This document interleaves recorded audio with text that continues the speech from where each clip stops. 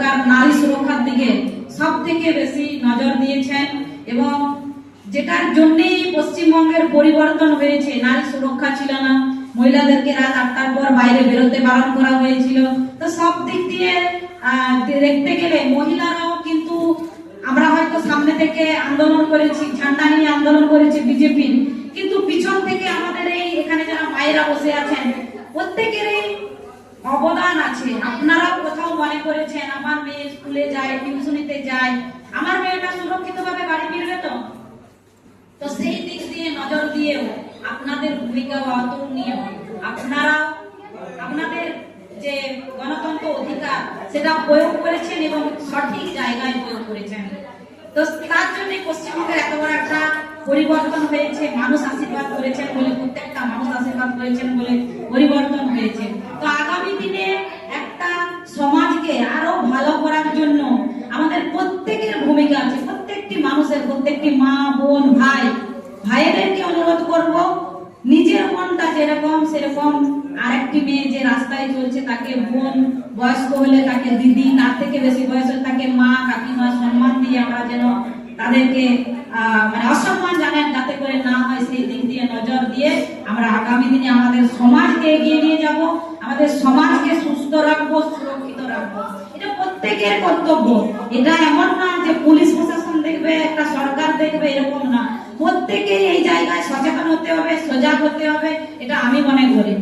তো আরেকটা কথা, যেটা আমি যখন আমি রাজনীতিতে ছিলাম না তখন আমি মহিলা গ্রুপ করতাম, এসএইচজি গ্রুপ করতাম।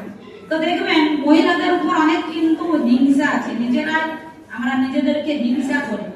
আমি যদি একজন আমার পাশের একটা কোনো মহিলাকে দেখি এরকম নাম ডাক হয়ে যাচ্ছে, তাহলে ওর বদনাম করার জন্য বা ওর পাটা ধরে নিচে টানার জন্য বা আরো কিছু করার জন্য আমরা কিন্তু উঠে পড়ে লেগে পড়ি। যেমন ভালো দিক মা কালী মা দুর্গা আছে, সেরকম পুতুনা রাক্ষসের মতনও আছে, কিছু সূর্পনাখার মতনও কিছু আমাদের মধ্যেই আছে। আমাদের মধ্যে শুভ শক্তি আছে, অশুভ শক্তি আছে। তো আমরা চেষ্টা করবো আমাদের শুভ শক্তিকে কাজে লাগানো। আমরা কখনোই ওই সূর্পনাখার মতন বা পুতুনি রাক্ষসের মতন এরকম কোনো আচরণ করব না। কারণ আমরা যদি ঠিক থাকি তবেই আমাদের সমাজ ঠিক থাকবে, আমাদের পাশের ঘরের দিদি মা বোন সবাই সুরক্ষিত থাকবে। আজকে হয়তো এখানে বেশি বাড়াবাড়ি হয়ে যাচ্ছে আমার বলাটা, তো যাই হোক, যদি ভুল কিছু বলে থাকি ক্ষমা করবেন।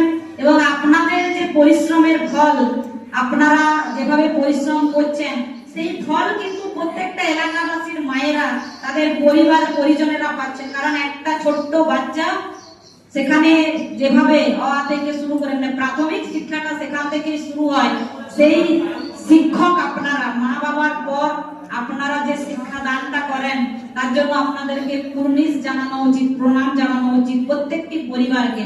অনেক সময় শুনেছি যে আইসিডিএস সেন্টারে হাতাহাতি হয়ে যায়, মারামারি হয়ে যায়, সেটা তো আপনাদের কোনো দোষ নেই, কিন্তু দোষ না থাকা সত্ত্বেও আপনাদের উপর চড়াও হয়। কিন্তু গ্রামের অনেক মানুষ আছে যারা বুঝে না, যারা বুঝতে চায় না, সেই সব মানুষরা হয়তো খাবার খারাপ আছে, চালে পোকা আছে, সুরুই আছে, সেই সব দেখে অনেক মানুষ চড়াও হয়।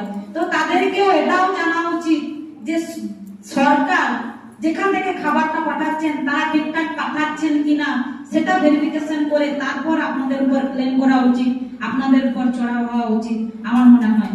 তো সব দিক দিয়ে বিচার বিবেচনা করে আমি একটা কথা একটা জায়গাতেই আসতে চাই যে প্রত্যেকটা মানুষকে, প্রত্যেকটা নাগরিককে সচেতন হওয়া উচিত। কারোর উপর কোনো কিছু দোষ চাপানোর আগে বা তার উপর চড়াও হওয়ার আগে সব দিকটা বিবেচনা করা উচিত।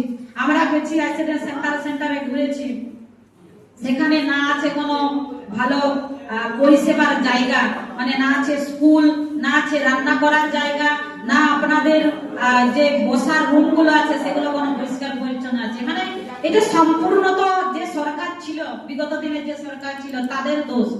তারা কোনো জায়গাতেই কোনো সঠিকভাবে পরিষেবা দেয়নি, তার ফল ভোগ করতে হয়েছে সরকারি কর্মচারীদেরকে, আপনাদেরকে ফল ভোগ করতে হয়েছে।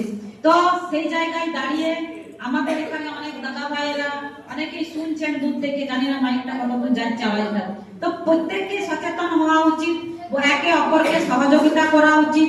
যদি কোনো সমস্যা হয় সেই সমস্যা আলোচনা করে সমস্যাটা মেটানো উচিত, তবেই সেইখানে মানে শৃঙ্খলা থাকবে, শৃঙ্খলা বদ্ধ থাকবে, এটা আমি মনে করি। বেশি কিছু বলবো না, অনেক সময় নেওয়া হয়ে যাচ্ছে, অনেক বেশি বলা হয়ে যাচ্ছে, মানে আমি অনেক কিছু মানে বলতে শুরু করলে 1 ঘন্টা আমার বলা হয়ে যায়। যাই হোক, আর বেশি কিছু বলতে চাই না। আপনাদের এই পরিশ্রমকে আমরা কুর্নিশ জানাই। আপনারা এগিয়ে চলুন, আপনাদের সাথে আছি, আপনাদের পাশে আছি।